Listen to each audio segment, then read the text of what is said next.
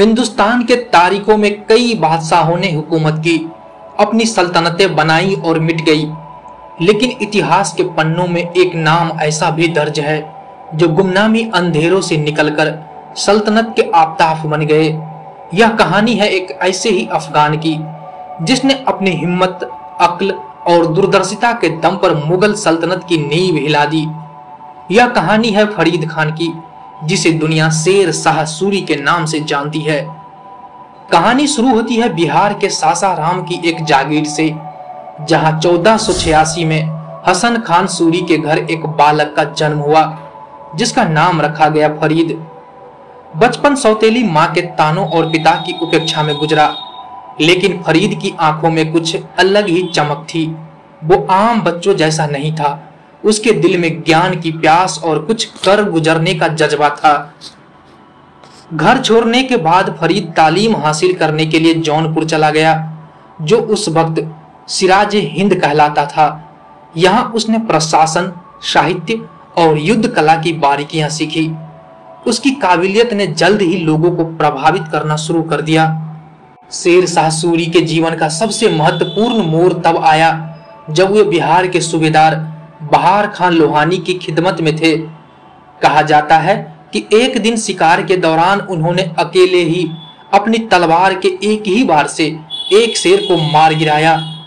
उनकी इस बहादुरी से खुश होकर बहार खान ने उन्हें शेर खान की उपाधि दिया और यहीं से फरीद खान शेर खान बन गया।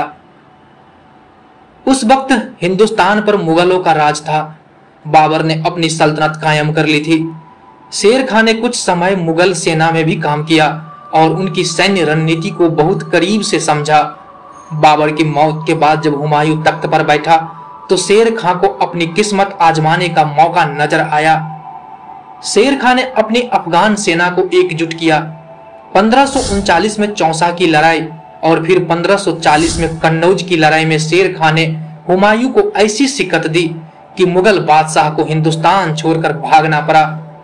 यह सिर्फ एक सैन्य जीत नहीं थी, यह शेर खान की रणनीति, उनकी दूरदर्शिता और उनकी लीडरशिप का नतीजा था। उन्होंने यह साबित कर दिया कि एक जागीरदार का बेटा भी अपनी हिम्मत और काबिलियत से दिल्ली के तख्त पर पहुंच सकता है। 1540 में शेर खान ने शेर शाह सूरी की उपाधि के साथ दिल्ली की गद्दी संभाली और हिंदुस्तान में दूसरे अफगान साम्राज्य सूर साम्राज्य की नींव रखी। शेर शाह सूरी का असली कमाल उनकी हुकूमत के 5 सालों में दिखा।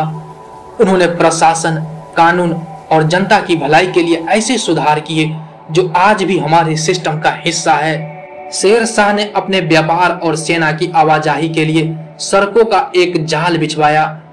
उन्होंने बंगाल के सोनार गांव से लेकर पाकिस्तान के पेशावर तक एक विशाल सड़क बनवाई, जिसे आज हम ग्रैंड ट्रक रोड या जीटी रोड के नाम से जानते हैं।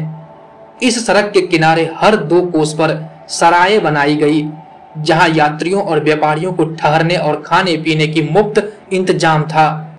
ये सराय सिर्फ आरामगाह नहीं, बल्कि डाक चौकी और खुफिया तंत्र का भी काम करती थी। आज हम जिस रुपये का इस्तेमाल करते हैं, उसे व्यवस्थित रूप से चलाने का श्रेय भी शेर शाह सूरी को जाता है। उन्होंने सोने, चांदी और तांबे के मानक सिक्के चलवाए। चांदी के सिक्के को रुपया और तांबे के सिक्के को दाम कहा गया, जिससे व्यापार में बहुत आसानी हुई। शेर शाह समझते थे कि हिंदुस्तान की तरक्की किसानों की खुशहाली पर निर्भर करती है। उन्होंने जमीन की पैमाइश करवाई, फसल के आधार पर लगान तय किया गया और किसानों को पट्टा और कबूलियत की व्यवस्था शुरू की। इससे किसानों को जमींदारों के शोषण से मुक्ति मिली। शेर शाह का न्याय सबके लिए बराबर था, चाहे वो अमीर हो या गरीब, अपना हो या पराया। उन्होंने एक मजबूत प्रशासनिक ढांचा खड़ा किया और भ्रष्टाचार पर लगाम कसी। उनकी डाक व्यवस्था इतनी कुशल थी कि हजारों किलोमीटर का सफर कुछ ही दिनों में तय हो जाती थी। 1545 में शेर शाह ने बुंदेलखंड के शक्तिशाली कालिंजर के किले पर चढ़ाई की। यह उनका आखिरी सैन्य अभियान साबित हुआ। किले की दीवार तोड़ने के लिए बारूद का इस्तेमाल किया जा रहा था। तभी एक गोला किले की दीवार से टकराकर वापस बारूद के ढेर में आ गिरा। एक जबरदस्त धमाका हुआ, जिसमें शेर शाह सूरी पूरी तरह घायल हो गए। अपनी जिंदगी के आखिरी पलों में भी उन्होंने पूछा, क्या किला फतह हो गया? और जब उन्हें बताया गया कि किला जीत लिया गया है, तब उन्होंने सुकून की आखिरी सांसें ली।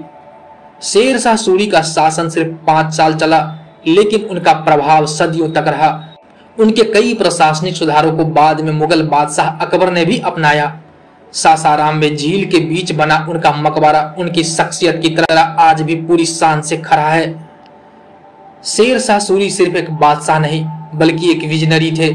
उन्होंने साबित किया कि अगर इरादे बुलंद हो और नीयत साफ हो तो कम समय में भी महान काम किया जा सकता है।